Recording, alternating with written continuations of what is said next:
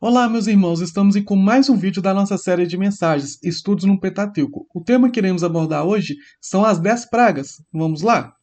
Hoje a gente não vai ler um texto bíblico, mas a gente vai mostrar as pragas através de um quadro, de uma tabela.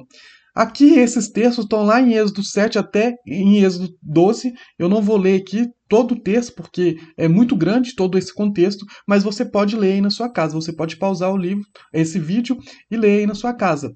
Mas, trazendo um contexto para vocês, Moisés chega para o faraó, pede para libertar o povo, ele recusa, como vimos na semana retrasada. Na semana passada, vimos novamente Deus chegando para Faraó e Faraó novamente negando, falando que não vai libertar o povo, porque não o conhece, não conhece esse Deus, não sabe quem ele é e não vai libertar de maneira nenhuma. Inclusive, Arão ele faz alguns milagres que são repetidos ali pelos magos e pelos feiticeiros de Faraó, e Faraó simplesmente endurece o seu coração. E aí inicia as pragas, as 10 pragas contra o povo do Egito, contra a nação do Egito. E é interessante que cada praga ali, ela foi feita para não só para mostrar o poder de Deus, mas para destruir uma obra de um Deus egípcio ou de um deus pagão. Por exemplo, a primeira praga, o Nilo é transformado em sangue.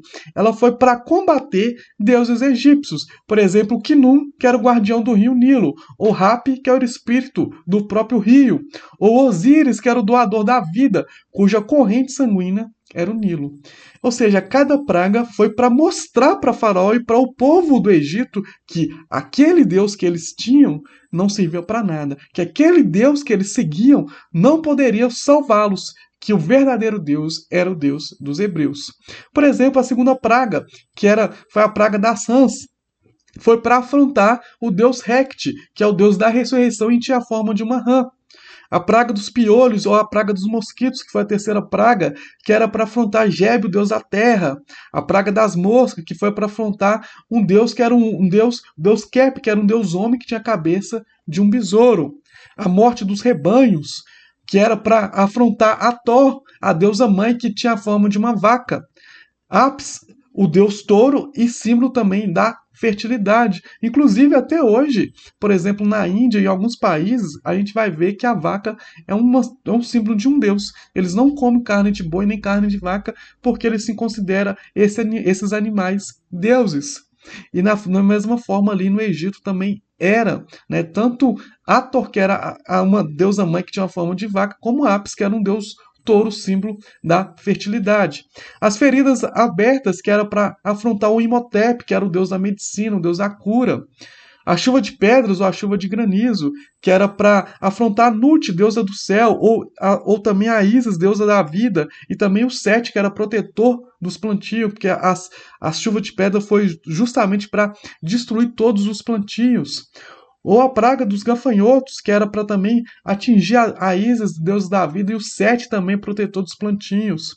A praga das trevas, que ficou um tempo bem grande de trevas que as pessoas não conseguiam enxergar nada. E as pessoas, o texto bíblico vai falar que as pessoas se mordiam de dor, de tão trevas que era, que elas não conseguiam se enxergar, não conseguiam ver nada, e elas se mordiam de dor. O sofrimento com essas trevas eram enormes, eram gigantes. E é para afrontar Ra, Aten, Atum e Horus, todos representando algum tipo de Deus Sol.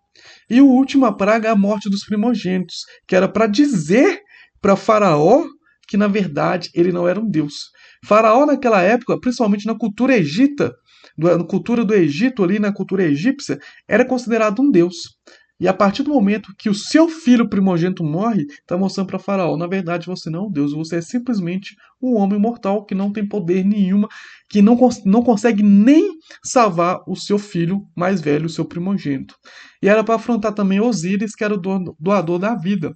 Então a gente vê que cada uma das pragas foram para afrontar deuses egípcios e para mostrar para o povo do Egito que os seus deuses não servem de nada e que os seus deuses não podem livrá-los de nenhum mal, de nenhuma praga.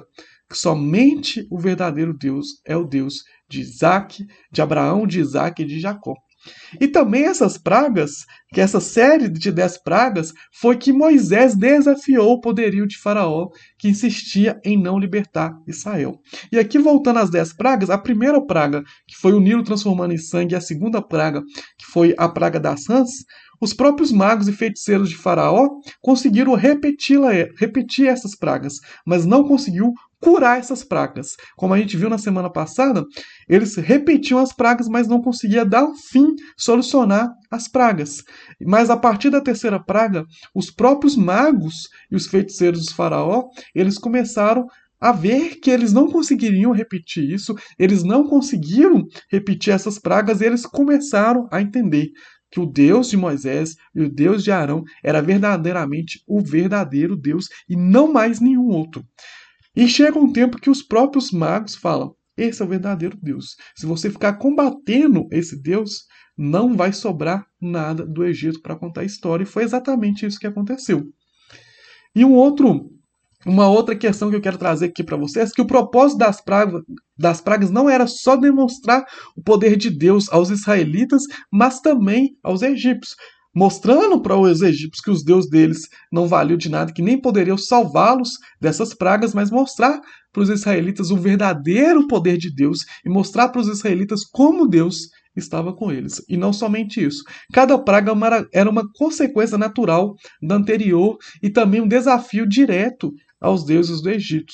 Por exemplo, quando a gente pega o rio Nilo transformando em sangue, a partir do momento que o Nilo transforma em sangue, todos os animais que viviam no Nilo começam a sair do Nilo. Os peixes morrem e as rãs que viviam no Nilo saem e vai para a terra do Egito, e vai para a plantação do Egito, e vai para as casas dos egípcios. Ou seja, as rãs foram a consequência do Nilo transformando em sangue. Com as rãs, possuíram todo aquele campo do Egito, e a partir do momento ali que elas morrem, o próprio Moisés ele ora para que elas voltem para o Nilo, ou elas morrem, começa a surgir ali piolhos e mosquitos tomando conta da terra. E depois também vem moscas, e tudo isso pode trazer o quê? Moscas e piolhos e mosquitos pode trazer o quê? Morte de gados, de bois. E essa morte de gados e bois, todos mortos num tipo de campo, vão trazer mais tipo de contaminação, mais tipo de bicho, mais tipo de micróbios, né? Mais tipos de impurezas que pode causar ali feridas na pele de pessoas que estão próximas àquela região de morte. Então a gente pode ver claramente que a primeira praga acontece, a segunda praga acontece uma consequência da primeira, a terceira em consequência da segunda, e assim em diante, até chegar à morte dos primogênitos, que todos os primogênitos dos egípcios, eles morrem. E Deus mostrando para aquele povo que somente ele era Deus, não havia nenhum outro Deus. As pragas, talvez para algumas pessoas falam assim: nossa, mas Deus era tão ruim mandando essas pragas para aquele povo. Mas se ele não enviasse essas pragas, aquelas pessoas iriam continuar servindo aos seus deuses. Os próprios israelitas talvez não iam conhecer o poder de Deus. E o propósito de Deus não seria completo, que foi com a última praga, que foi quando realmente o faraó libertou o povo de Deus para ir rumo à Terra Prometida, celebrando a Deus em festa, tendo ali aquele propósito de Deus se cumprindo. Amém? Espero que tenha ficado claro, espero que vocês tenham entendido. Se com alguma dúvida, como sempre eu falo, deixa aí nos nossos comentários, deixa aí no nosso canal ou nas nossas redes sociais. E se você gostou desse vídeo, deixa um like, se inscreva também no nosso canal. Que Deus abençoe a sua vida e te aguardo na próxima semana com mais um vídeo da nossa série de mensagens.